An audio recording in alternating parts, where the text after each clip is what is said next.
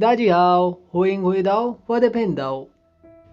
Video शुरू करने से पहले सारे व्यूवर्स को बता दूं कि इस वीडियो की लेंथ थोड़ी कम होने वाली है। पार्ट 28 के बाद से जितने भी एपिसोड हैं इनमें ग्रैंड कंपटीशन के अंदर होने वाली फाइट को ही बताया गया है। इस कारण इन वीडियोस की लेंथ थोड़ी कम कर दी गई है। आई होप आपको इससे कोई दिक्कत ना हो। बाकी जितने भी एपिसोड है उनको मैं जल्दी एक्सप्लेन कर दूंगा। तो चलिए शुरू करते हैं आज के एक्सप्लेनेशन को। एपिसोड की शुरुआत में ग्रैंडफादर टांगसन से सॉरी कहता है। टांगसन उससे सॉरी कहने का कारण पूछता है। इस पर ग्रैंडफादर कहता है कि मैंने तुम्हें पहले ही बताया था कि तुम्हारे फादर मेरे मास्टर है, इसलिए मैं हमेशा उनके साथ ही रहता था। पर एक दिन उन्होंने मुझे पोसेडोन आइलैंड पर जाने को कहा। यह आइलैंड दाउलुओ कॉन्टिनेंट के अंतिम छोर पर है। मैं मेरे मास्टर के कहे अनुसार पोसेडोन आइलैंड पर चला गया। तभी मुझे मास्टर पर हुए अटैक के बारे में पता चला। जब तक मैं वापस आया तब तक तुम्हारी मॉम को मार दिया गया था और मास्टर को भी चोट लगी थी, पर वो कहाँ पर थे इस बारे में किसी को भी पता नहीं था। यह सब स्पिरिट हॉल के सुप्रीम लीडर चियान शिंजी ने करवाया था। जब बहुत ढूंढने के बाद भी मुझे मास्टर का पता नहीं चला तो मैंने स्पिरिट हॉल से बदला लेने का डिसाइड किया। पर स्पिरिट हॉल में कई टाइटल दाउलुओ भी थे, मैं उनसे फाइट नहीं कर सका। इसके बाद मैं अपने पूरे कबीले के साथ रॉयल सिटी चला गया। उस टाइम शुएशिंग ने मेरी मदद की थी, पर उसने हमारी मदद हमारी स्पिरिट पावर के लिए की थी, ना कि वो हमारे कबीले को बचाना चाहता था। मैंने उसकी एक बार हेल्प करने का प्रॉमिस किया था, उसी प्रॉमिस की वजह से मुझे तुम पर अटैक करने आना पड़ा। पर मैं नहीं जानता था कि मैं अपनी मास्टर की फैमिली को ही चोट पहुंचाने जा रहा था। क्या तुम बता सकते हो कि अभी मास्टर कहाँ पर है? इस पर टांगसन कहता है कि मैं नहीं जानता कि वो कहाँ पर है। मैं तो खुद काफ़ी टाइम से उनको ढूंढ रहा हूँ, इसलिए मैं ग्रैंड कॉम्पिटिशन में पार्ट ले रहा था।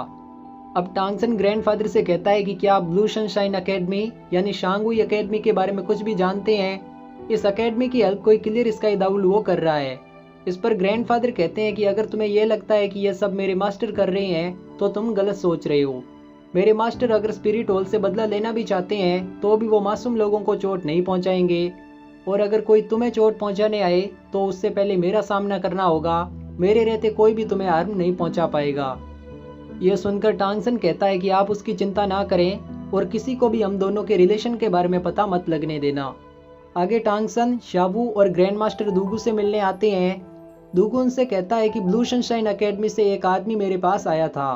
टांगसन पूछता है कि क्या वो शीनियान था? इस पर दूगू कहता है कि वो शीनियान नहीं, च्यू था। उसने मुझे एंटीटोड दिया और कहा कि मुझे ब्लू सनशाइन एकेडमी के लिए लॉयल रहना होगा। टांगसन दूगू से पूछता है कि क्या च्यू को पता चल गया कि तुम्हारा पॉइजन हट चुका है? दूगू कहता है कि उसे अभी तक इस बारे में कुछ भी पता नहीं चला। उसने मुझसे कहा कि ग्रैंड कंपटीशन के फाइनल्स के टाइम मुझे स्पिरिट हॉल आना होगा। च्यू जब मुझसे यह सब कुछ कह रहा था तो मैंने च्यू पर गौर किया। वो मुझे काफ़ी अजीब लगा। उसे देख के लग रहा था जैसे किसी ने उसे कंट्रोल कर रखा है।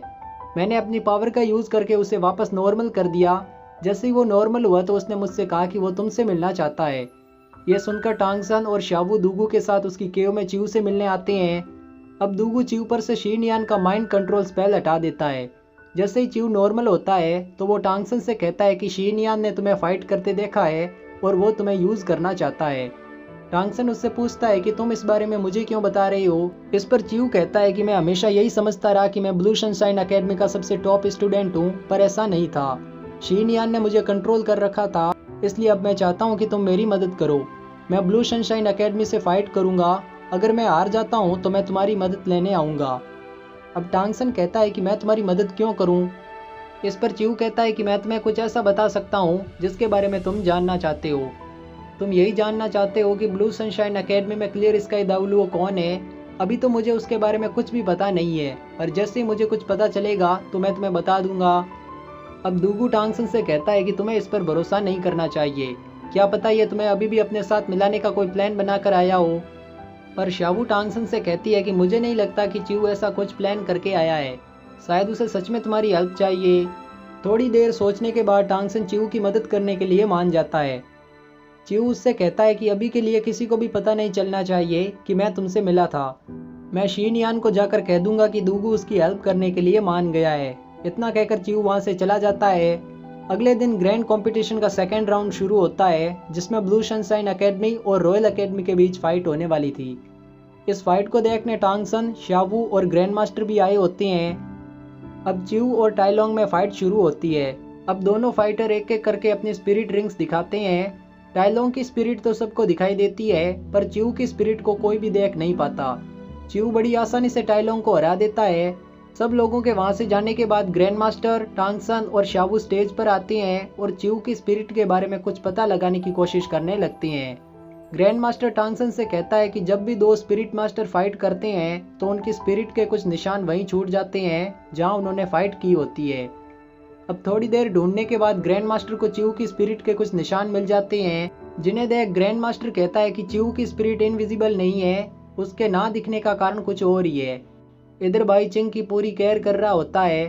चिंग बाई को वहां से जाने को कहती है, पर बाई उसकी एक भी नहीं सुनता। वो कहता है कि तुम्हें अभी चोट लगी है और मैं तुम्हें अकेला नहीं छोड़ सकता। यहाँ एज ए ऑडियंस हम देख पाते हैं कि बाई अब अपनी फीलिंग्स को इग्नोर नहीं कर रहा है। वो अब सच में चिंग को पसंद करने लगा था। वहीं चिंग के साथ भी यही हो रहा था, पर क्योंकि बाई हमेशा से ऐसा नहीं था, इसलिए बाई के इस नए बिहेवियर को एक्सेप्ट करना उसके लिए थोड़ा मुश्किल था। आगे ग्रैंड मास्टर बाई के पास आता है और कहता है कि blue sunshine academy second round भी जीत गई है। बाई च्यू की स्पिरिट के बारे में पूछता है। इस पर ग्रैंड मास्टर कहता है कि अभी तो मुझे उसकी स्पिरिट के बारे में कुछ भी पता नहीं चला है, पर मैं उसके बारे में पता लगा लूंगा।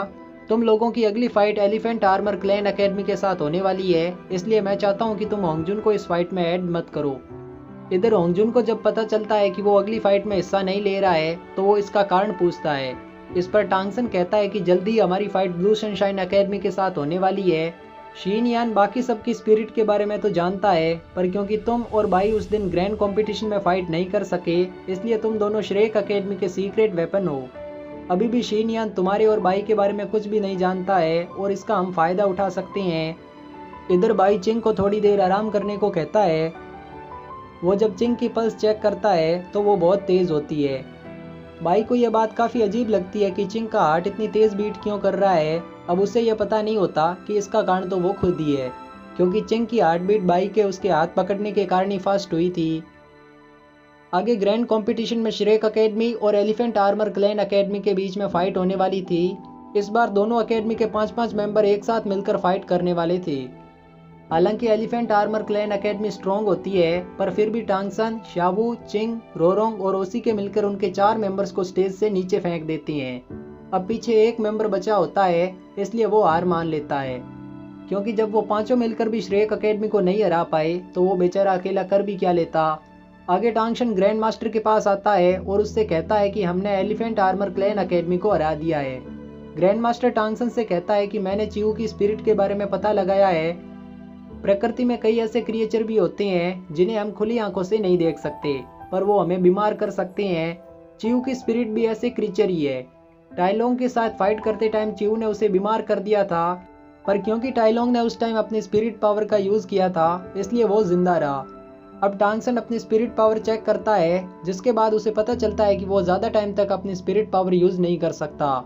ग्रैंड मास्टर उससे कहता है कि अगर तुम अपनी स्पिरिट पावर का यूज ज्यादा टाइम तक नहीं कर पाए तो च्यू से तुम हार सकते हो, बल्कि अपनी जान भी गंवा सकते हो। इसी के साथ एपिसोड 32 यही एंड होता है। सॉरी गाइज, आज मेरी वॉइस थोड़ी आपको भारी लग रही होगी क्योंकि मुझे थोड़ी सर्दी हो रखी है। बाकी एपिसोड 33 भी मैं जल्दी एक्सप्लेन करूंगा। तब तक के लिए जय जान एंड शे शौगान।